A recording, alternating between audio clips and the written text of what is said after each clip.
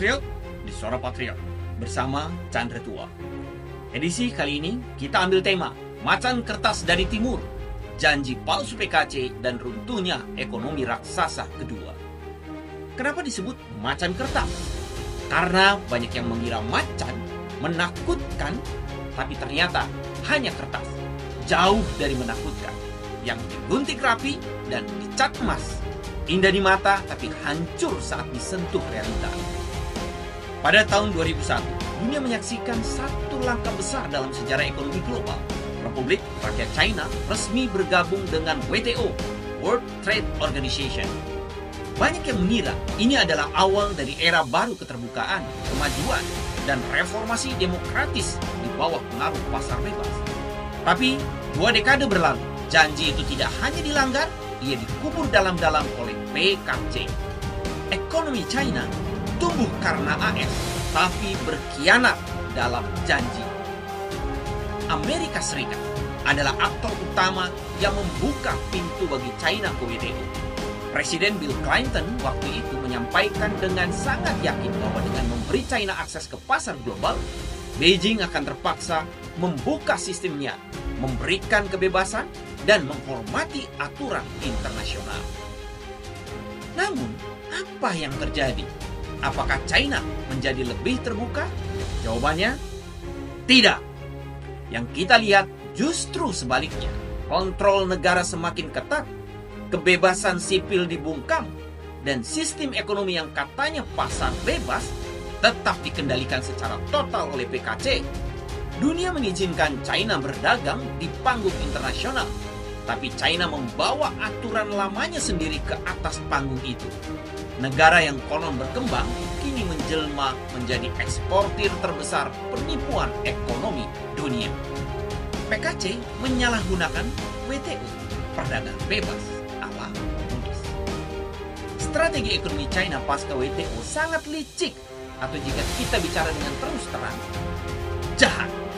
Dengan dalih Made in China 2025, PKC memberi subsidi besar-besaran kepada perusahaan-perusahaannya. Huawei, contohnya, bukanlah kisah sukses bisnis biasa. Dia adalah contoh klasik hasil intervensi negara, bantuan pinjaman berbunga rendah, dan spionase teknologi. Bahkan untuk mendepak pesaing global, China membanjiri pasar dengan produk berkualitas rendah, murah, dan berbahaya.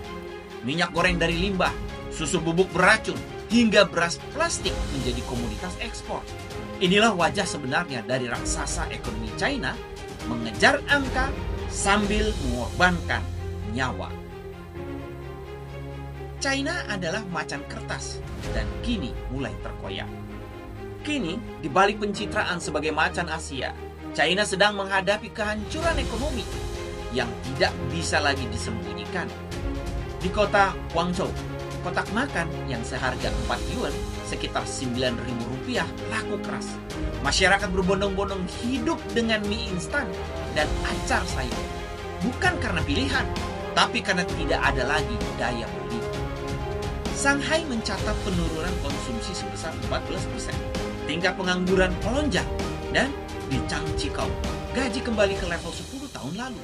Generasi muda terpelajar menganggur dan mereka yang bekerja menerima gaji 3.000 yuan untuk 2 shift kerja 12 jam sehari.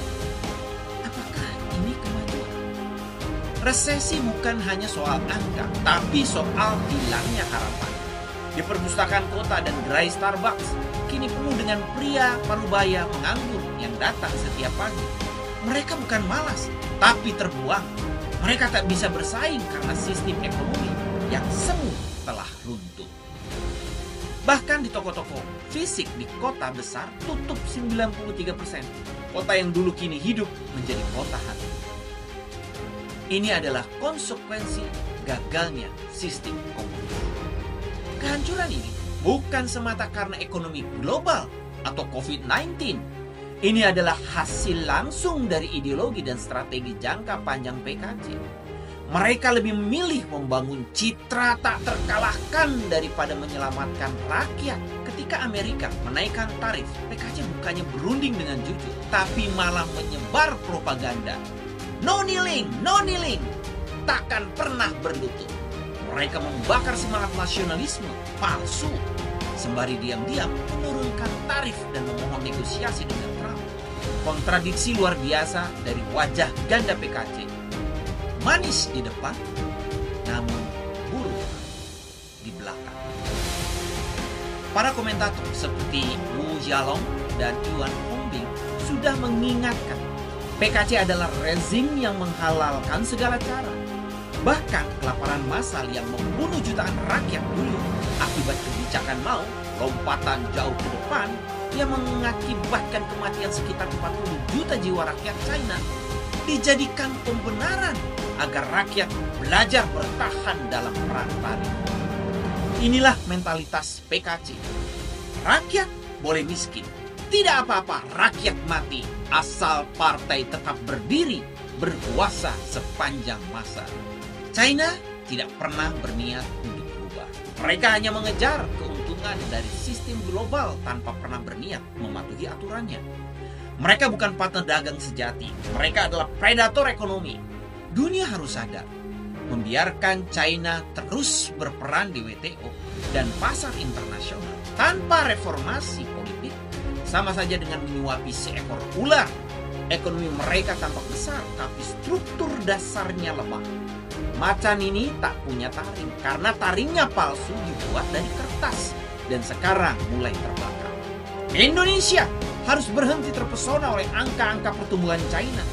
Harus berhenti untuk mengagumi teknologi dan propaganda pencapaiannya.